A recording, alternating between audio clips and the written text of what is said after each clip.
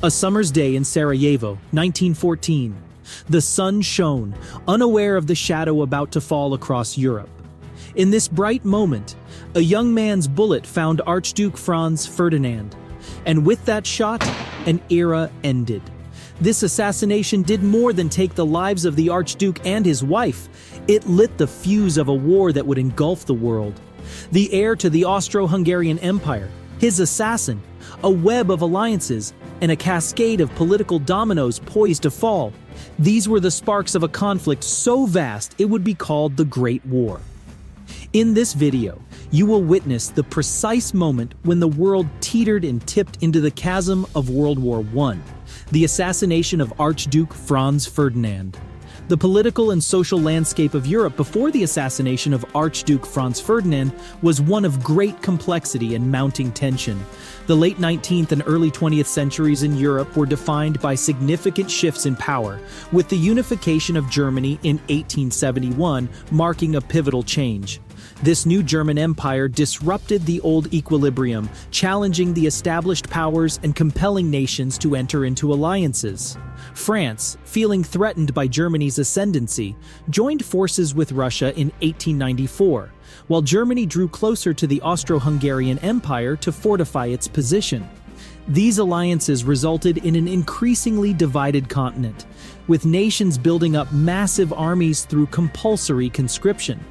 The rapid advancement in military technology of the time meant that these armies were not just large in number but also more lethal than ever before, leading to an arms race that required huge financial expenditures.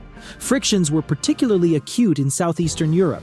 Here, Russia and Austria-Hungary were at odds, each with their own imperial ambitions. Austria-Hungary, with its diverse and restive population, was eager to stamp out the rise of Serbian nationalism, which threatened to destabilize the empire from within by inspiring other ethnic groups to seek independence. Russia, meanwhile, saw itself as a protector of Slavic nations and supported Serbia, further exacerbating the tension with Austria-Hungary. Britain, which had traditionally taken a back seat in continental disputes, found itself compelled to act in the face of Germany's growing military strength and imperial ambitions.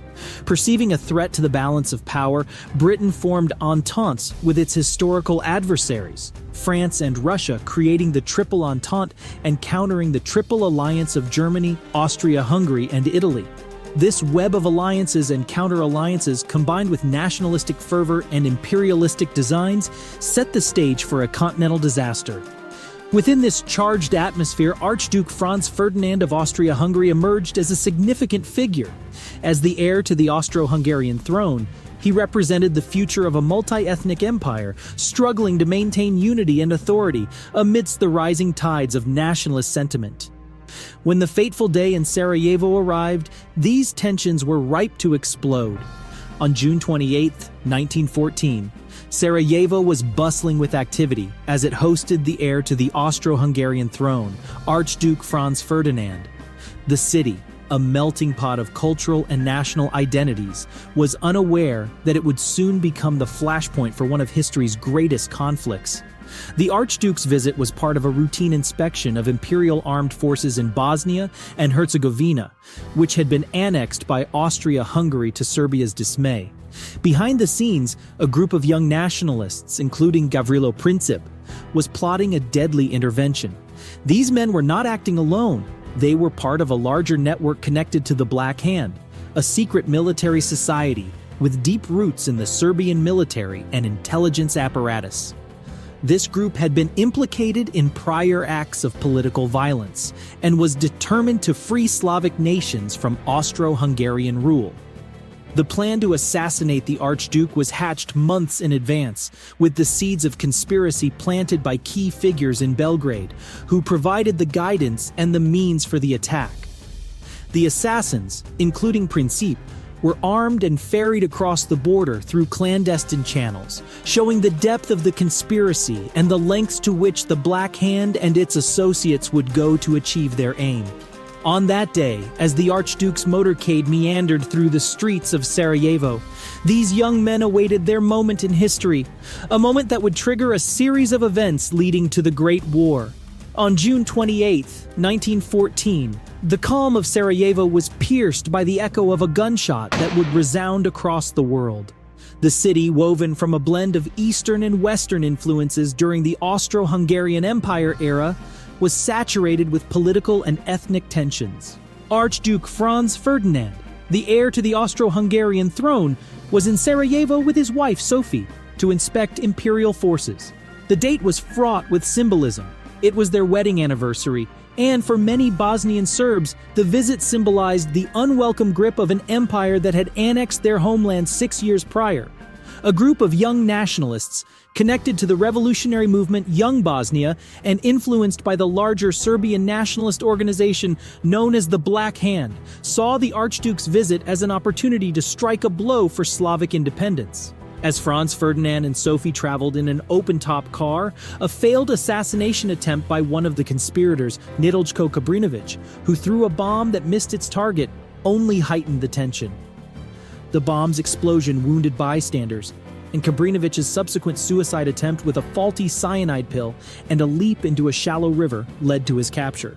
The Archduke, undeterred, continued his engagements, but fate took a tragic turn when his driver made a wrong turn onto Franz Josef Street. There, Gavrilo Princip, a 19-year-old Bosnian Serb who had been marginalized even among his own fellow nationalists due to his stature, saw his chance.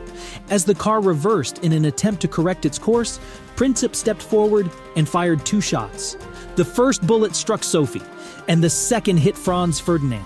Despite the Archduke's desperate plea to his wife to survive for their children's sake, both succumbed to their injuries within minutes. Princip was apprehended and later tried.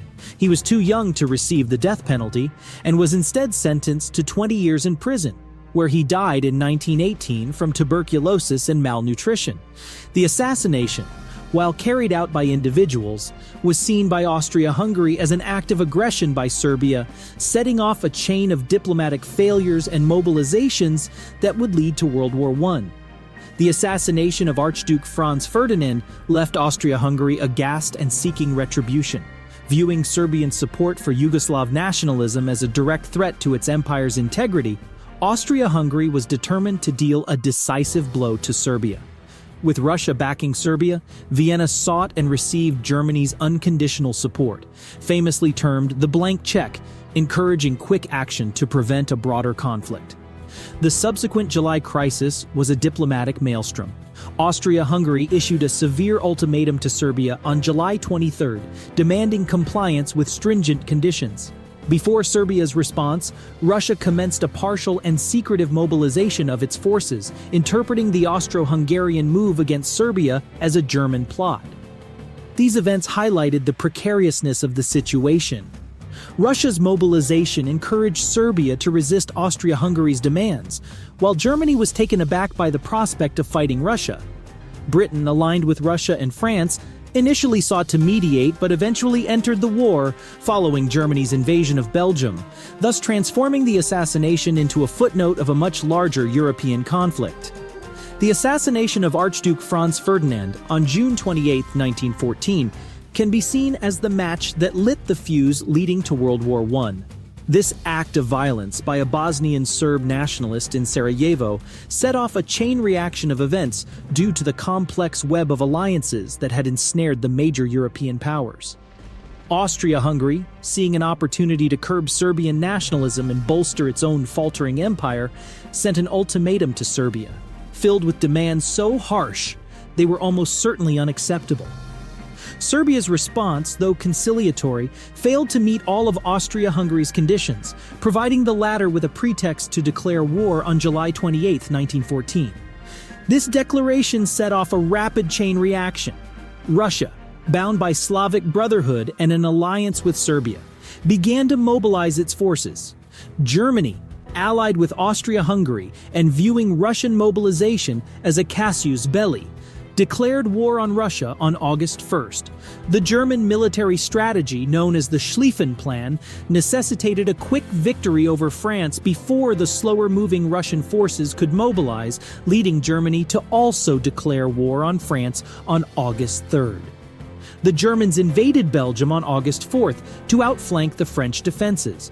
violating Belgium's neutrality, a move that brought Britain into the war against Germany due to a treaty obligation to protect Belgian neutrality.